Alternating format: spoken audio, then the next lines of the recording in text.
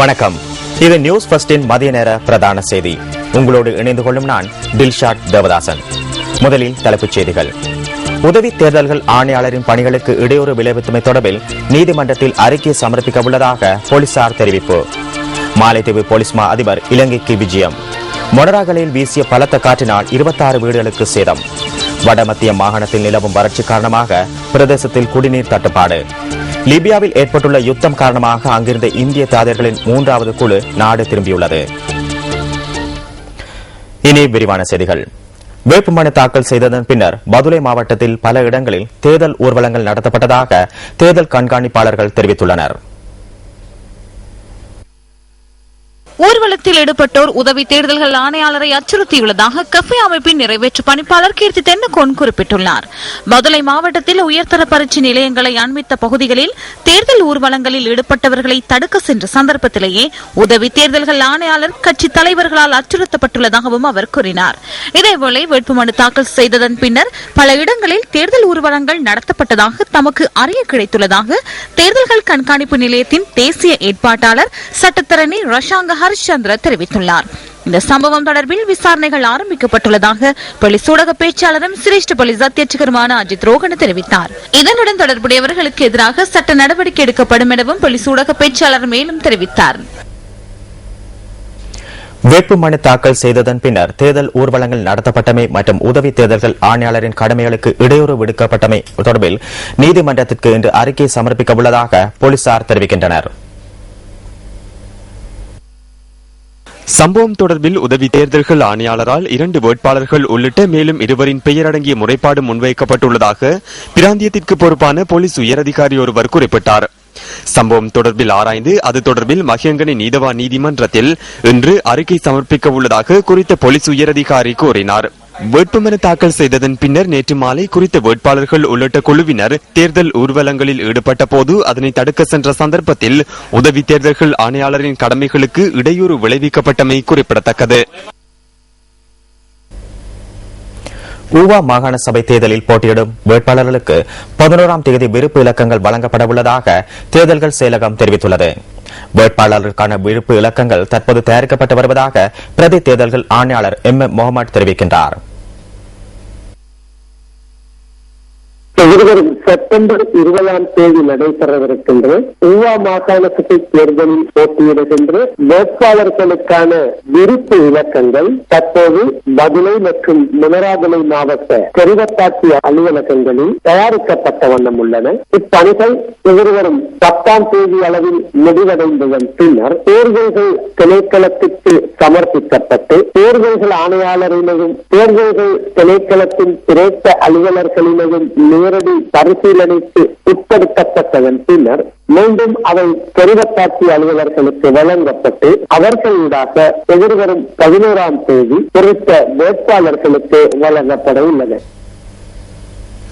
ஹம்பாந்தோட்டை மாநகர சபையின் ஊடாக எதிர்பார்க்கப்படுகின்ற மக்களுக்கான சேவைகளை நிறைவேற்ற முடியாத நிலை தோன்றியுள்ளதால் அதனை மீண்டும் நகர சபையாக மாற்ற நடவடிக்கை எடுக்குமாறு நகர மேயர் எராஜ் ரவீந்திர பெர்னாண்டோ தெரிவித்துள்ளார். இன்று நடைபெற்ற மாநகர சபை அமர்வில் உரையாற்றிய போதே நகர மேயர் இந்த கருத்தை கூறியுள்ளார். சபையினால் மக்களுக்கான சேவைகளை உரியவாறு முன்னெடுத்து செல்வதற்காக இணக்க காணப்பட்டுள்ளவாறு வசதிகள் செய்து கொடுக்கப்படுவதில்லை என்றும் அவர் சுட்டிக்காட்டியுள்ளார். ஹம்பாந்தோட்டை புதிய நகரிலிருந்து வரி வருமானம் கிடைக்காமை, அபிவிருத்தி திட்டங்களுக்காக மாநகர சபைக்கு வழங்குவதாக உறுதியளிக்கப்பட்டுள்ள ஒதுக்கீடுகள் கிடைக்காமை ஆகிய விடயங்களை மாநகர மேயர் சபையில் மேலும் எடுத்துக் கூறியுள்ளார். ரத்கம ஓவகந்த பிரதேசத்தில் முதியவர் ஒருவரை கொலை செய்த குற்றச்சாட்டில் ஒருவர் கைது செய்யப்பட்டுள்ளார். தனிப்பட்ட தகராறே இந்த கொலைக்கு காரணம் என போலீஸ் ஊடக பிரிவு குறிப்பிட்டது. சந்தேக நபரின் தந்தை அயல் வீட்டாரின் காணியின் காவலாளியாக இருந்துள்ளதுடன் நேற்றிரவு அவருக்கும் தந்தைக்கும் இடையில் வாய்த்தர்க்கம் ஏற்பட்டுள்ளது. வாய்த்தர்க்கம் வலுவடைந்தமையினால் குறித்த நபர் தனது தந்தையை பொல்லால் தாக்கியுள்ளதாக போலீசார் தெரிவித்தனர். தாக்குதலுக்கு இலக்கான 56 வயதான நபர் கராப்பிட்டிய போதனா வைத்தியசாலையில் அனுமதிக்கப்பட்டதன் பின்னர் உயிரிழந்துள்ளார். சம்பவம் தொடர்பான நீதவான் விசாரணை இன்று முற்பகல் நடைபெற்றது. மகாபல புலமை பரிசிலை 5000 ரூபாய் வரை அதிகரிக்குமாறு கோரி பேராதனை பல்கலைக்கழக மாணவர் சங்கம் நேற்று மகஜர் ஒன்றில் கையொப்பமிட்டுள்ளது. பல்கலைக்கழக வளாகத்தில் வைத்து மாணவர்கள் இவ்வாறு கையொப்பமிட்டனர். 2006ஆம் ஆண்டிலிருந்து அதிகரிக்கப்பட்டுள்ள வாழ்க்கை சுமையை ஈடு செய்வதற்கு இந்த மகாபல புலமை பரிசில் போதுமானது அல்லவென மாணவர்கள் தெரிவிக்கின்றனர். மகாபல புலமை பரிசில் உட்பட ஏனைய புலமை பரிசில் வழங்கும் நடைமுறைகள் உரிய முறையில் முன்னெடுக்கப்படவில்லை என அவர்கள் குற்றம் சாட்டியுள்ளனர். 2006ஆம் ஆண்டிலிருந்து தற்போது வரை மகாபல தவணை மற்றும் புலமை பரிசில் தவணை ஆகியன அதிகரிக்கப்படவில்லை. மாணவர்கள் மிகவும் கஷ்டத்திற்கு மத்தியில் கல்வி கற்கின்றனர். அதனால் மகாபல புலமை பரிசில் மற்றும் புலமை பரிசில் தவணை ஆகியன 5000 ரூபாவால் அதிகரிக்கப்பட வேண்டும். பல்கலைக்கழகத்திற்கு வந்து 15-16 மாதங்கள் ஆகின்ற போதிலும் மகாபல புலமை பரிசிலை பெற்றுக் கொள்ளாத அதிகளவான மாணவர்கள் உள்ளனர். மகாபல புலமை பரிசில் மற்றும் புலமை பரிசில் பெறும் மாணவர்களின் தொகையும் அதிகரிக்கப்பட வேண்டும். இலங்கைக்கு வருகை தந்துள்ள மாலைதீவு போலீஸ் மா அதிபர் ஹுசைன் வைட்டை வரவேற்கும் நிகழ்வு போலீஸ் தலைமையகத்தில் இன்று இடம்பெற்றது.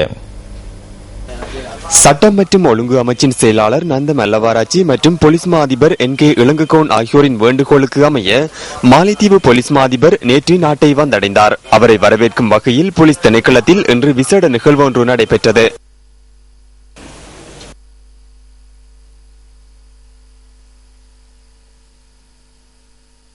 पोलिसपती हुसैन वाहिद महता ඇතුළු போலீஸ் மா அதிபர் ஹுசைன் வஹீட் உள்ளிட்டோர் போலீஸ் தலைமையகத்திற்கு வருகை தந்தனர். அவர்கள் 4 நாள் உத்தியோகபூர்வ விஜயம் மேற்கொண்டு நேற்று நாட்டை வந்தடைந்தனர். இரு நாடுகளுக்கும் இடையில் கைச்சாத்திடப்பட்டுள்ள ஒப்பந்தங்களுக்கு அமைய போதைப்பொருள் வர்த்தகர்கள் அதேபோன்று ஏனைய குற்றச்செயல்கள் மற்றும் மேலும் சில விடயங்கள் தொடர்பில் கலந்துரையாடுவதற்கு எதிர்பார்த்துள்ளோம். වෙනත් කරුණු වලට අදාළ කාරණා කිහිපයක් සම්බන්ධයෙන් සාකච්ඡා කිරීමට බලාපොරොත්තු වෙනවා. மொனராகலை மாவட்டத்தின் பல பகுதிகளை ஊடறுத்து வீசிய பலத்த காற்று காரணமாக சுமார் 26 வீடுகளுக்கு சேதம் ஏற்பட்டுள்ளது. மொனராகலை சிறிகள கீழ்பிரிவு குடியிருப்பின் 26 வீடுகளுக்கு நேற்று வீசிய பலத்த காற்றினால் சேதம் ஏற்பட்டுள்ளதாக எமது செய்தியாளர் தெரிவிக்கின்றார். மொனராகலை மகாநாம தேசிய பாடசாலையின் மீது மரங்கள் முறிந்து விழுந்துள்ளமையினால் பாடசாலையில் இயங்கும் உயர்தர பரீட்சை மத்திய நிலையங்களுக்கு பாதிப்பு ஏற்பட்டுள்ளது. மின் கம்பங்கள் மற்றும் தொலைத்தொடர்பு கம்பங்களின் மீதும் மரம் முறிந்து விழுந்து அவற்றுக்கு சேதம் ஏற்பட்டதுடன் தற்போது வளமை நிலைமைக்கு திரும்பியுள்ளதாக எமது செய்தியாளர் தெரிவித்தார்.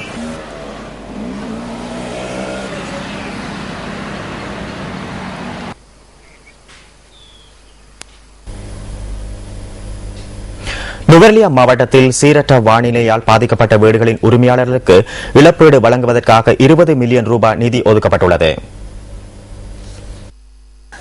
2013ஆம் ஆண்டு தொடக்கம் 2014ஆம் ஆண்டு மே மாதம் வரையான காலப்பகுதியில் சீரற்ற வானிலையினால் பாதிக்கப்பட்ட வீடுகளை மீள் நிர்மாணம் செய்வதற்காக அனர்த்த முகாமைத்துவ அமைச்சினால் நிதி ஒதுக்கீடு செய்யப்பட்டுள்ளதாக நுவரெலியா மாவட்ட செயலாளர் TBG குமாரசிறி தெரிவித்தார். பாதிப்புக்குள்ளாகியுள்ள வீடுகளுக்கான நிதியை பகிர்ந்தளிப்பதற்கான ஆலோசனைகள் பிரதம செயலாளர்களுக்கு வழங்கப்பட்டுள்ளதாகவும் மாவட்ட செயலாளர் மேலும் சுட்டிக்காட்டினார்.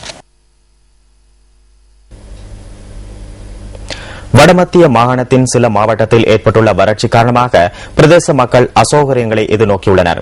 இதன் காரணமாக குடிநீருக்கு தட்டுப்பாடு நிலவுவதாக எமது பிராந்திய செய்தியாளர் தெரிவித்தார். வறட்சியினால் பாதிக்கப்பட்ட மக்களுக்கு தேவையான நிவாரணத்தை வழங்குவதற்கு நடவடிக்கை எடுத்துள்ளதாக இடர் முகாமைத்துவ நிலையம் தெரிவித்துள்ளது. இதேவேளை குறித்த பிரதேச நீர்த்தேக்கங்களில் நீர்மட்டம் 15 வீதத்திலும் குறைவாக காணப்படுவதாக நீர்ப்பாசன பணிப்பாளர் பத்ரா கமலதாச தெரிவித்துள்ளார்.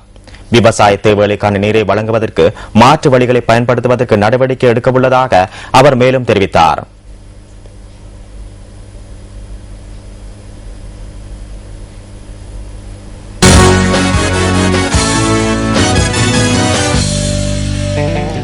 இலங்கை மற்றும் பாகிஸ்தான் ஆகிய அணிகளுக்கு இடையிலான முதலாவது டெஸ்ட் போட்டி காலி சர்வதேச மைதானத்தில் நடைபெற்று வருகின்றது. முதல் இன்னிங்ஸில் துடுப்படுத்தாடும் பாகிஸ்தான் அணி 6 விக்கெட் இழப்பிற்கு 367 ஓட்டங்களை பெற்றுள்ளது.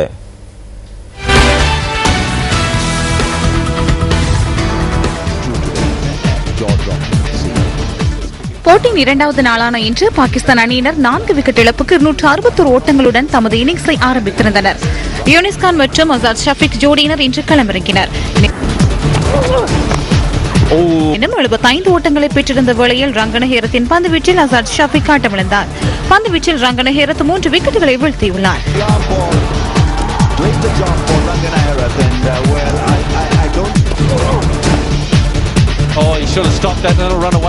இதேவேளை பாகிஸ்தான் அணியின் சார்பில் சிறப்பாக துடுப்படுத்தாடிய யூனிஸ் கான் 150 ஓட்டங்களை பெற்றிருந்தமை குறிப்பிடத்தக்கது.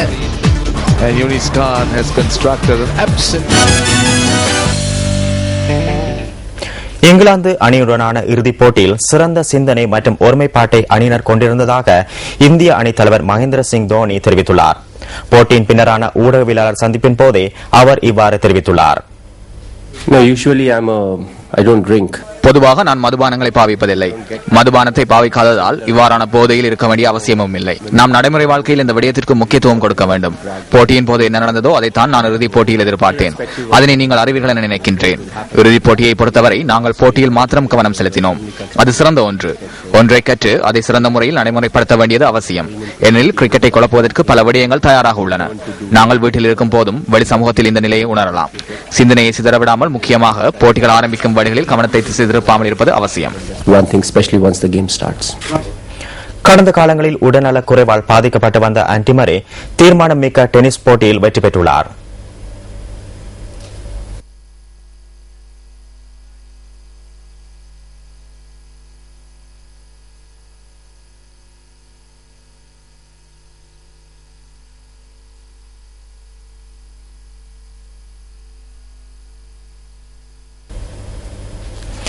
இத்துடன் நியூஸ் ஃபர்ஸ்டின் மதிய நேர பிரதான செய்தி நிறைவு பெறுகின்றது. நியூஸ் ஃபர்ஸ்டின் மணித்தியால செய்தியை 2:25க்கு எதிர்பாருங்கள்.